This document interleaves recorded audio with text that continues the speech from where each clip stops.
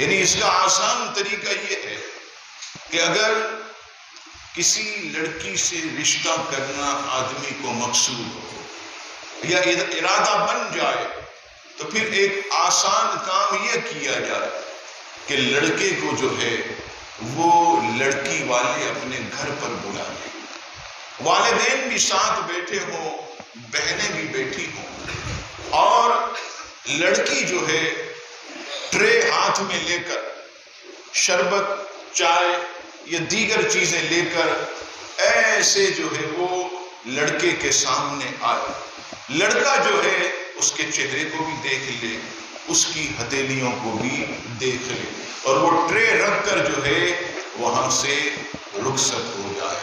شریعت نے جو ہے اس کی مکمل طور پر اجازت دی ہے۔ نبی پاک صلی اللہ تعالیٰ علیہ وسلم، امام طبرانی رحمت اللہ تعالیٰ علیہ نقل فرماتے ہیں کہ نبی پاک صلی اللہ تعالیٰ علیہ وسلم جب کسی عورت کو نکاح کا پیغام دینے کا ارادہ فرمائے تو نبی پاک صلی اللہ تعالیٰ علیہ وسلم خود تشریف نہ لے جائے، بلکہ حضرت انس بن مالک رضی اللہ تعالیٰ، ان کی والدہ حضرت ام سلیم کو بھیجتے اور فرماتے، اے ام سلیم جاؤ اور اس عورت کو دیکھ لو، جو تمہیں پسند ہوگی وہ مجھے بھی پسند ہے۔ یعنی نبی پاک صلی اللہ تعالیٰ علیہ وسلم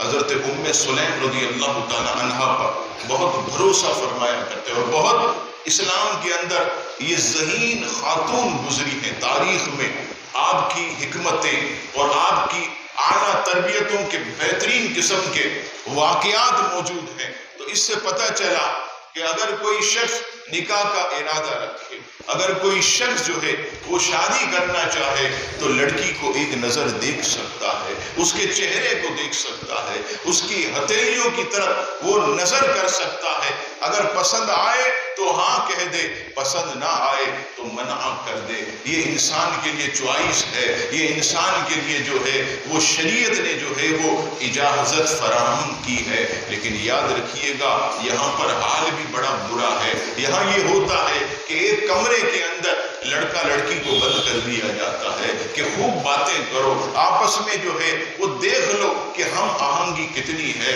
پھر جو ہے معاذ اللہ بعض جگہوں پر تو جو ہے وہ گھمانے پھرانے کی بھی ترکیب ہوتی ہے، بعض جگہوں پر ہوٹل میں کھانا کھلانے کا بھی اہتمام ہوتا ہے۔ اتنا زیادہ آگے نہ بڑھا جائے۔ شریعت نے جو ہمیں اجازت دی ہے کہ صرف ایک نظر چہرے کو دیکھ لے یا ایک نظر ہتھیلیوں کو دیکھ لے، اگر پسند ہے تو ہاں کہہ دے، پسند نہیں ہے تو منع کر دے۔ یہ عزیزان گرامی شریعت مطہرہ میں جو ہے وہ اجازت ہے۔